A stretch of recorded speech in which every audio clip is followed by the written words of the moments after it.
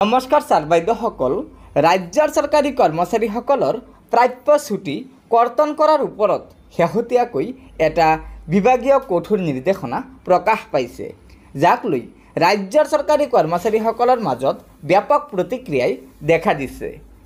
হয় ছাৰ বাইদেউসকল, প্ৰথমতে চাব ডিমা হাছাও স্বায়ত্তশাসিত পৰিষদৰ টুকলগী কাণ্ড। চৰকাৰী চাকৰিয়াললৈ শিশু যত্ন ছুটি 90 দিন প্ৰদান নকৰিবলৈ নিৰ্দেশ। ডিমা হাছাও স্বায়ত্তশাসিত পৰিষদে 21 মেত এক নিৰ্দেশনাৰ জৰিয়তে পৰিষদৰ অধীনত থকা চৰকাৰী মহিলা তথা পুৰুষ কৰ্মচাৰীসকলৰ বাবে থকা শিশু যত্ন ছুটিৰ সীমা 90 দিনৰ ওপৰত প্ৰদান নকৰিবলৈ নিৰ্দেশ প্ৰদান কৰিছে সকলো বিভাগৰ মুৰব্বীসকলক। স্বায়ত্তশাসিত পৰিষদখনৰ প্ৰধান সচিবে জাৰি কৰা এই নিৰ্দেশনাৰ পাছতেই এতিয়া পৰিষদৰ অধীনৰ বিভাগসমূহৰ কৰ্মচাৰীসকলৰ মাজত তীব্ৰ প্ৰতিক্ৰিয়াৰ সৃষ্টি হৈছে, কিয়নো শিশু যত্ন ছুটি অসমত এগৰাকী মহিলা বা এগৰাকী পুৰুষে 730 দিন অৰ্থাৎ 2 বছৰলৈ লাভ কৰাৰ নিয়ম প্ৰৱৰ্তন হৈ আছে। তেনে ক্ষেত্ৰত স্বায়ত্তশাসিত পৰিষদখনে কিদৰে এই নিৰ্দেশ জাৰি কৰিলে তাক লৈ প্ৰশ্ন উত্থাপন কৰিছে কৰ্মচাৰীসকলে। আনহাতে পৰিষদখনৰ প্ৰাক্তন মুখ্য কাৰ্যবাহী সদস্য তথা প্ৰাক্তন বিধায়ক সমৰজিৎ হাপলংবাৰে তীব্ৰ প্ৰতিক্ৰিয়া প্ৰকাশ কৰি কয় যে ভাৰতীয় সংবিধানৰ অনুচ্ছেদ 309 অনুসৰি অসমত এগৰাকী মহিলা কৰ্মচাৰীয়ে শিশু যত্নৰ বাবদ 2 বছৰ পৰ্যন্ত ছুটি মঞ্জুৰি লাভ কৰে।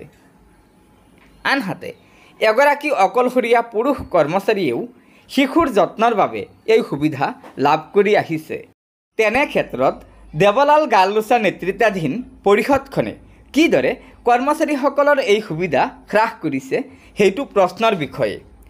দেৱলাল গাৰ্লোছাৰ নেতৃত্বত স্বায়ত্তশাসিত পৰিষদখন এতিয়া উত্তৰ কোৰিয়াৰ শাসক কিম জঙৰ শাসনৰ দৰে শাসন চলিছে বুলি হাপলংবাৰে কটাক্ষ কৰে। এই আদেশৰ বিৰুদ্ধে জিলাখনৰ সকলো কৰ্মচাৰীকে একত্ৰিত হৈ তেওঁলোকৰ মৌলিক আৰু সাংবিধানিক অধিকাৰ সাব্যস্ত কৰিবলৈও তেওঁ আহ্বান জনায়। হয় ছাৰ বাইদেউসকল, অসমৰ এখন বিশেষ জিলা ডিমা হাছাও স্বায়ত্ত পৰিষদে তেওঁলোকৰ জিলাখনৰ চৰকাৰী কৰ্মচাৰীসকলৰ বাবে আজিলৈ যিখন কঠোৰ নিৰ্দেশনা প্ৰকাশ কৰিছে, এই নিৰ্দেশনাখনক লৈ ডিমা হাছাও স্বায়ত্তশাসিত পৰিষদৰ কৰ্মচাৰীসকলৰ মাজত তীব্ৰ প্ৰতিক্ৰিয়াৰ সৃষ্টি হৈছে, কিয়নো অসমৰ কোনো এখন জিলাতে এনে কোনো চৰকাৰী নিৰ্দেশনা প্ৰকাশ পোৱা নাই। কিন্তু ডিমা হাছাও স্বায়ত্ত পৰিষদে তেওঁলোকৰ জিলাৰ চৰকাৰী কৰ্মচাৰীসকলৰ বাবে ছুটি কৰ্তন সন্দৰ্ভত এই কঠোৰ নিৰ্দেশনা প্ৰকাশ কৰিছে। গতিকে আশা কৰিছোঁ এই সন্দৰ্ভত চৰকাৰী কৰ্মচাৰীসকলে তেওঁলোকৰ অধিকাৰ লাভ কৰিবলৈ সক্ষম হ'ব। গতিকে লগৰ বন্ধুবৰ্গক এই ভিডিঅ'টো শ্বেয়াৰ কৰি আজিৰ এই গুৰুত্বপূৰ্ণ খবৰটো জনাই দিব আৰু নতুনকৈ অহা ছাৰ বাইদেউসকলে অনুগ্ৰহ কৰি আমাৰ এই চেনেলটো ছাবস্ক্ৰাইব কৰি ল'ব। ধন্যবাদ। জয় আই অসম।